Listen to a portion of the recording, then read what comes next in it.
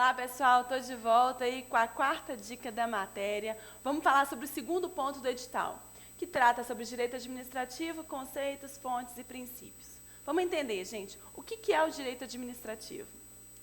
Primeira coisa que eu quero que vocês lembrem, como eu falei com vocês na primeira dica, nós temos, gente, no ordenamento jurídico, dois ramos do direito: o direito público e o direito privado. O direito público vai reger as relações jurídicas estabelecidas entre o ente público e particulares, correto? E o direito privado? O direito privado rege as relações estabelecidas entre dois particulares, perfeito?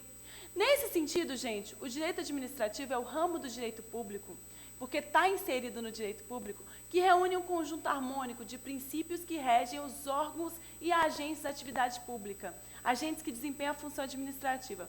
Para o quê, gente? Alcançar os fins almejados pelo Estado, de forma concreta, direta e imediata. Porque a gente não conversou que o Estado tem como finalidade genérica alcançar o bem comum? Atender o bem da coletividade como um todo? E o direito administrativo vai o quê? Estabeleceu o conjunto harmônico de regras e princípios que regem a atividade que é desempenhada pelo Estado, pelos agentes da administração pública.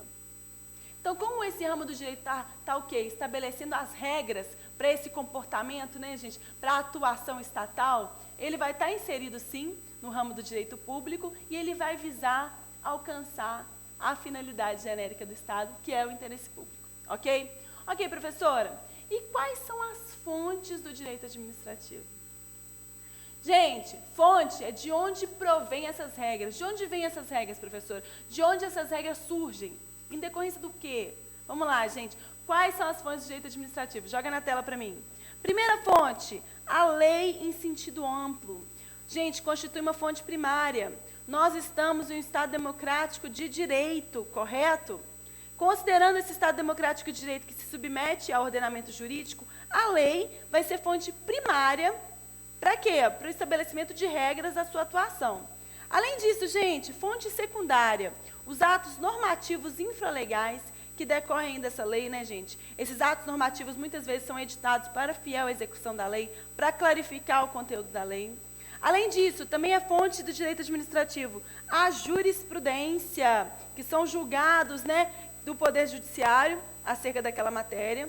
Além disso, a doutrina também é fonte secundária de direito administrativo, os princípios gerais do direito e os costumes, gente. No caso, os costumes são uma fonte o quê? Secundária, indireta de direito administrativo. É isso que vocês têm que ter em mente. De onde vêm as regras? De onde surgem as regras do direito administrativo? Dessas fontes que a gente acabou de conversar.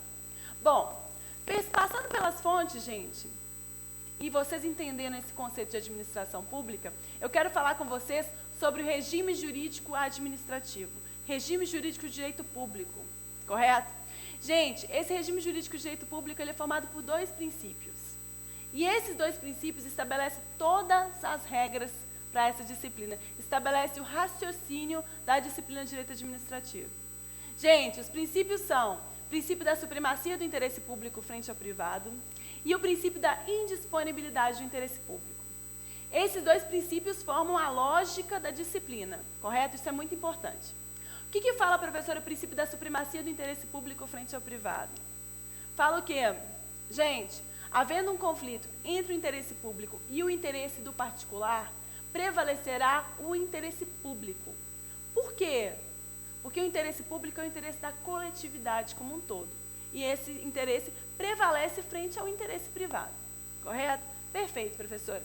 Em decorrência desse princípio, gente, e como o Estado busca alcançar, né, atender ao interesse público, ao Estado, ao ente público, são conferidos alguns poderes especiais. Algumas prerrogativas que o particular não possui.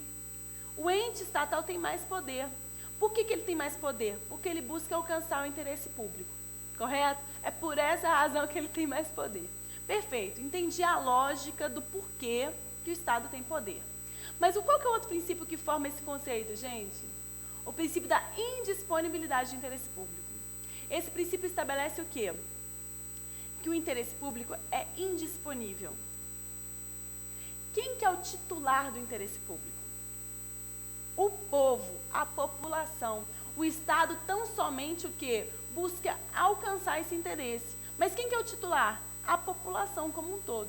Nesse sentido, gente, o agente público não pode fazer uso desses poderes especiais que ele possui para o quê? Atender o interesse próprio, para alcançar uma finalidade diversa que não seja aquela ligada ao interesse público.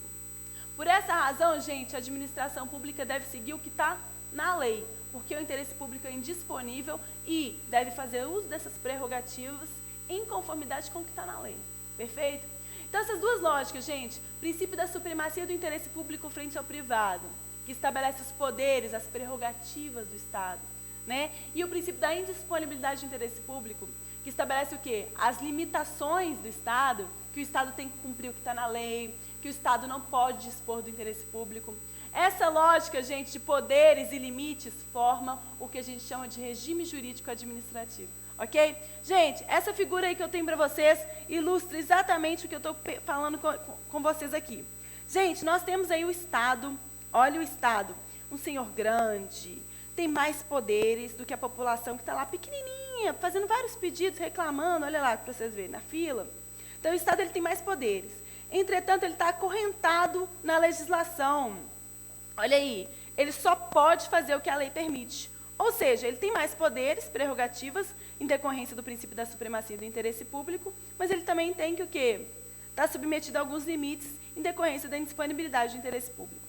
Gente, já volto com a próxima dica. Quem quiser aí comprar o curso completo, mais detalhado, clique aqui no link aqui embaixo desse vídeo e aproveite essa revisão. Obrigada!